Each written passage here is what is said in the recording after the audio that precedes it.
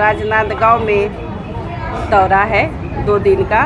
कल भी रहूँगी डोंगरगढ़ में। आज तो राजनांदगांव शहर में ही हूँ और यहाँ पे हमारी महापौर जी और महिला कांग्रेस के अध्यक्ष जी ने इस कार्यालय में महिलाओं की मीटिंग रखा गया था। मीटिंग तो हो चुकी और ये चुनावी दौरा में मेरी महिलाएं जो हर वार्ड में यहाँ तक कि बूथ लेवल तक महिलाएं हैं, निश्चित तौर पर नारी न्याय की ये हमारी महालक्ष्मी गारंटी है, उसको घर घर जाके पहुँचाएंगे और महिलाओं को अच्छी तरह से प्रेरित करेंगे, समझाएंगे और आने वाले इस 26 तारीख के जो चुनाव होने वाले हैं राजनांदगांव लोकसभा में बहुत भारी वोटों से जीतेंगे। देखिए, वो सबकी अलग अलग भावनाएं हैं, हम उस पर टिप्पणी करना नहीं चाहते।